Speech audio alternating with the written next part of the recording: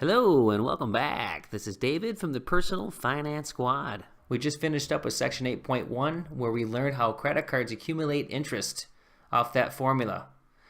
That interest is then added onto the principal balance in each cycle or statement that you receive, and that is a total balance you will owe at the beginning of each cycle.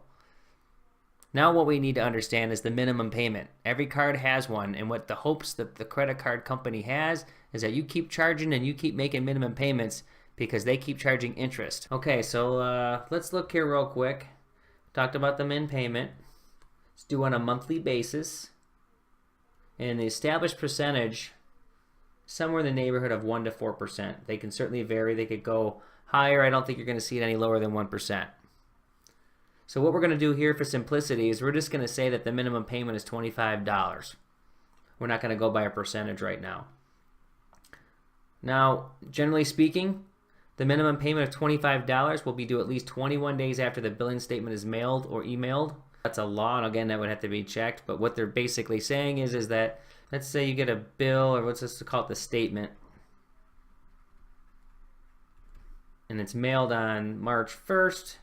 So that's going to say that you're going to have till 3/22 to pay. And if you pay the outstanding balance, including all the interest, then you will be charged no interest, of course. If you miss out on any of that, you're going to be charged all the accumulated interest because we talked about the average daily balance. So that's why you can own a credit card. My wife and I charge just about everything on there, and we never pay any interest because we always pay the card off, the entire statement balance, before the next cycle begins. Okay, so let's go down here a little bit. And let's look at a few things that are very noticeable. So we have the $300. Remember, we talked about the average daily balance at $200, but the actual balance at the end of the cycle was $300. We talked about the interest accumulation at $1.67, and the new balance became $301.67. So now you say, okay, $25 is paid by Jasper, and that brings the balance down to $276.67. And because he's not making any charges, it remains the same. Now the interest is actually higher because the average daily balance was higher than the prior month. So that's the one thing you got to notice at the beginning of a card. But nevertheless, his balance is still lower at $278 from the prior month. He pays $25, and now he's at $253. So you can see that it's going down. Now, you can see that the interest is going down as well. Not a ton. It's just ever so creeping down. So you see in this example here that it takes 14 months to pay $25 a month to pay off a card that started with a balance of $300. Now, you can think about it and say, listen, that it doesn't take long to pay that off. This is small interest accumulation, and it is. But think about having a balance of $300 sitting out there for 14 months. This is just a small example. There's people out there who have thousands of dollars in credit card interest that's revolving that adds up over time, over a month, or never stops. It just keeps accumulating. If you don't hit zero, they keep taking your money and you keep paying it. So again, this is very, very simple. This looks like an easy thing to do here, and it's not really a big hit on the pocketbook, but overall, it's not the pattern you want to get into. So this is, again, because it's a small number here, the credit card company is only making 0.5%, 0.55%. That's not even, it's a 0.5%, a little over on their money, but this is based off an interest rate that is also 10%. There's cards out there that go up to 29.99% a month, and that will add up. And we'll see more examples as we go through here, and should really display itself why credit cards are very dangerous. So of course, I kind of mentioned this earlier, but in reality, credit card companies, they want you to charge every month because with greater balances, they generate more income. They don't want you defaulting. They just want you paying. And so that's why they have credit limits. They do have to have some kind of risk-averse measures to make sure that you can't just keep charging all the money you want, but in the same token, if they keep you at like a ceiling here, then that way they know that you can keep charging and that interest is going to keep coming in and you're going to keep paying it. So there's the word credit limit. I got ahead of myself a little bit. The goal with the minimum payment is trickle it down ever so slightly. So it's small, drawn out payments. And where people get sucked into it and say, listen, I only have to pay $25 a month. This isn't so bad. And so they just blow it off. And if they're used just to making the payment, then they kind of look at it like I just owe $25 a month. But meanwhile, again, interest is adding up and they never get to zero. They keep throwing money on top of a balance, or depending on the amount of what the balance is, it could take years to pay off certain cards. So again, the companies have a right to do that because you're borrowing money for free in a sense, or you at the time it was free, you were given basically a loan, and so they have the right to charge you this interest. As much as credit card companies can really take a lot of money from certain people, especially those who miss payments or have poor credit on the whole. So another thing to think about too, if you're a credit card company, they know that some people are going to default. A customer is going to default.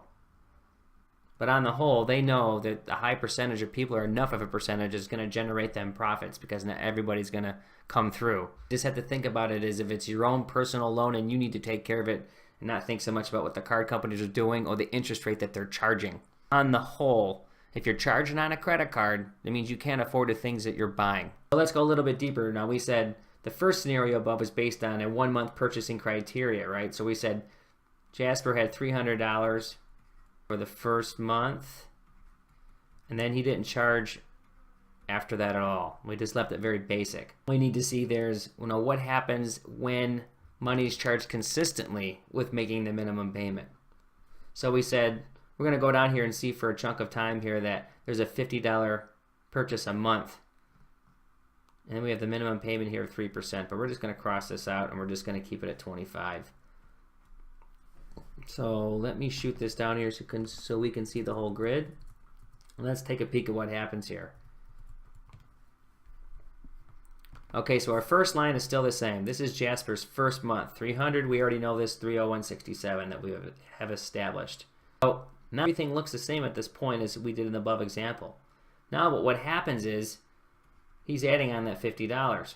So his average daily balance is now $326. And then he's making the minimum payment at 25, and then he's doing the 50 over and over through this whole cycle. And you can see the daily balance just keeps rising. And now you can see the pattern. You get all the way down. And meanwhile, you can see the interest is also rising. So you can see the spread here. There's a big spread between the minimum payment and the interest, but it's not enough to knock it out, because what we're saying here is that Jasper has charged $850 through the entire year. He's made $247.75 in payments. But at the end of that time, he owes $569.22, and that's in a 12-month period. So this is what I'm getting at. If you keep charging and you keep making the minimum payment, your balance is just going to continue to rise. And again, understand, which I pointed out earlier, is that this interest accumulation here, it is not a lot. But if you get in the habit of doing this with larger balances and several cards, it's going to start adding up, and you start looking at your budget realizing I'm paying X amount. And this X amount starts to take a chunk out of your disposable income. Then you also have to think about, not only is the interest could be relatively small or not enough to by any means put you into a financial problem, but then you might have several cards out there with the balances themselves. So you have to think about interest owed versus balances remaining. You may recall from a graph in the other video that the average household credit card debt was around $16,000. So again, to get that $16,000 down, that's almost the entire amount of money that Jasper needs to save for his emergency fund, and he was going to do it for 3 months at $460. So it's very important to understand how credit cards can just slowly get you, because it's easy to swipe, it's easy to make the minimum payment, and if you don't watch it, you just get into problems. So we're going to certainly get a little further into this. I want to make sure this is a very well understood exercise, and we will see you in the next section. Thanks for joining.